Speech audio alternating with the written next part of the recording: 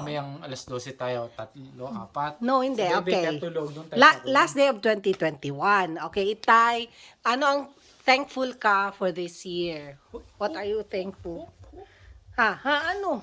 Ako, I'm always thankful kasi magkasama tayo parate sa 2021. Kahit lockdown, magkasama tayo. And I'm happy for Cash and for Baby and for Inay. Yun lang. Basta magkasamang family. I'm very Ikaw, Cash. Bakit thankful, anong thankful gina-thank mo sa 2021? Na we have food at the table every day, na Itay works hard as the provider for our family, and magkasama pa rin talaga tayo lahat. At saka si Baby. Siyempre. Okay, Baby. Ano gusto mo i-thank you sa 2021? Sabihin mo, anong thank you mo? Ha? Si? Thank you, bakit? Kanino ka mag-thank you? So, kanino? Si. Ako? Si ako na naman, Dabs. Dabs, ako. Ha?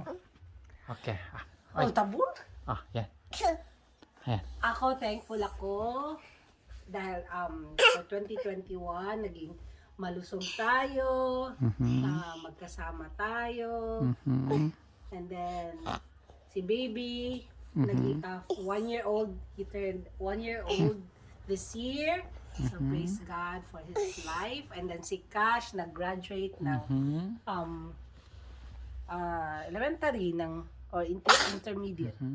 So, soon, next month, sa high school na si Cash. No. So, yun. So, thankful. Maraming challenges. This 2021. Ano ba yan? Maraming challenges this 2021 sa ating family. But the Lord is so faithful to us. So, binigyan niya tayo ng strength. Naging matatag tayo sa lahat ng mga pagsubok na dumating sa ating buhay. So, to God be the glory. Yay! Thank you, And Lord. thank you. Uy. Thank you. Thank you. 2021. 2021. Goodbye. 2021.